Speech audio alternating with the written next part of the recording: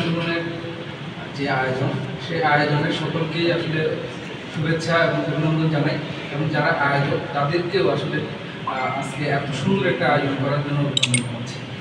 আমি খুব অল্পতেই বলবো, আমি আসলে আজকে যেই আশা নিয়ে এইখানটাতে আসছিলাম সেই আশাটা প্রথমে একটু ধাক্কা, মাঝখানে আবার পুরোপুরি ফিল আপ, এবং তখন ফিল আপ যখন হয়েছে তখন এমনভাবে হয়েছে আমরা অনেকেই ভিতরে আর গাড়াগাড়ি করেও অবস্থান নিতে পারছিলাম না।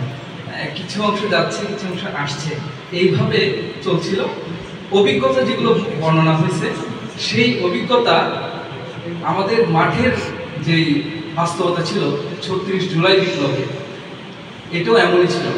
এখানে অনেকের একটা সময় শুরুর দিকে অনেক ছিল, হতাশা ছিল, অনেকের ভয় ছিল, আতঙ্ক ছিল, কিন্তু যখন আবু সাঈদ জীবন দেওয়া শুরু করে দিল তখন আরো অসংখ্য আবু সাঈদ এমনভাবে আসলো যে পুলিশ বলতে বাধ্য হয়েছিল যে আমাদের গুলি শেষ হয়ে যাচ্ছে, গুলি আনা।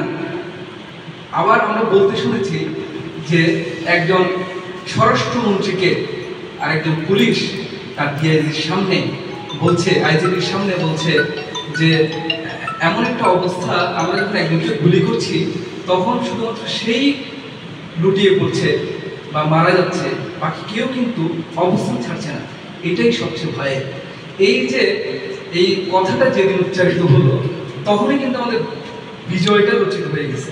এই বক্তব্যের বিপরীত যে বাস্তবতা, সেই বাস্তবতার মধ্যে দিয়ে আমরা আসলে সেই সব শহীদদেরকে আজকে স্মরণে রাখতে চাই। এবং শুধুমাত্র আজকে না, আমরা কিন্তু অসংখ্য শহীদ গত ৫৩ বছরে দেখেছি, এবং ৫৩ বছর আগে যে মুক্তিযুদ্ধটা হয়েছে সেখানেও আমরা দেখেছি ৩০ লক্ষ বলে, সেটা নিয়ে অনেক ধরনের কনফ্লিক্ট আছে, কিন্তু বাস্তবতা হচ্ছে রক্ত জোয়ার এই অঞ্চলটাতে পরিশুদ্ধ করার জন্য ঢেলে দেওয়া হয়েছিল।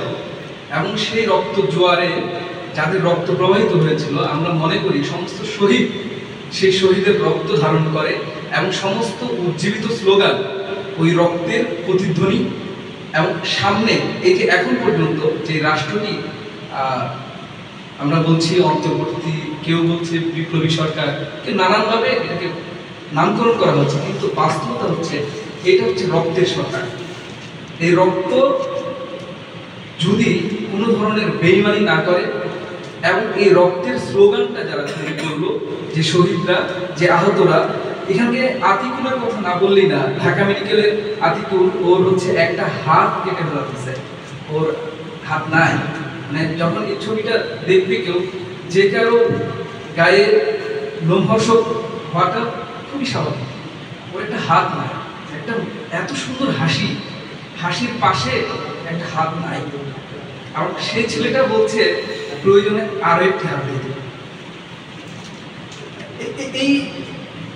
এই ব্যাপারটাকে আমাদের ধারণ করতে হবে। একটা ছেলে, ওর মা, যে মা চেষ্টা করেছিল ছেলেটাকে আটকে রাখার জন্য, ওর বয়স ১৭, কিন্তু আটকাতে পারে নাই। ওর হচ্ছে একটা পা কেটে ফেলতে হয়েছে, আরেক পায়ে গুলি আছে এখনো। সে ছেলেটা ওর মার কাছ থেকে প্রথমে সাংবাদিক জানতে চাইলো, পরে ওর মা বললো প্রথম দিকে খুব মন খারাপ হচ্ছিল আর ওকে আটকানোর চেষ্টা করছে, কিন্তু যখন স্বাধীনটা হয়ে গেল, মানে ওরা এই স্বাধীন শব্দটা ব্যবহার করছে, শেখ হাসিনা চলে যাওয়া যে স্বাধীনতার একটা উপলব্ধি দিচ্ছে মানুষকে, এবং সেই উপলব্ধিতে তার এখন আনন্দ হচ্ছে তার সন্তান এই শেখ হাসিনাকে বিস্তারিত করতে গিয়ে একটা পা হারাইছে, আর একটা পায়ে এখনো বুলেট আছে। এবং ওই ছেলেটা হেসে হেসে কথা বলছে, আবার মা যখন হচ্ছে তার বালিশটা পায়ের নিচ থেকে সরাচ্ছে তখন বলছে ব্যথা ব্যথা ব্যথা। এই যে ব্যথা এবং আনন্দ, এই ব্যথা এবং আনন্দকে আমাদেরকে ধারণ করতে জানতে হবে। আমরা একটা দলের ব্যানারে আছি, এই দলের ব্যানারে আমরা ২২ বছর একটা সংগ্রাম করেছি, কিন্তু ৫ই আগস্টের পরে এই ২২ বছরের আমাদের যে সর্বশ্রম বিনিয়োগ করা বা বিয়োজিত হওয়া, সেটাকে অর্জনটা কিন্তু ছাত্র জনতার নামে আমরা লাভ করেছি। সুতরাং এই অর্জনটাকে কোনো ব্যানারে আবদ্ধ না করে অবশ্যই যত ব্যানার রাজনীতি বাংলাদেশে করতেছে, গত এখন পর্যন্ত 51টি রাজনৈতিক দল নিবন্ধন পেয়েছে। আমরা হয়তো পাইলে আমরা 52তম হব।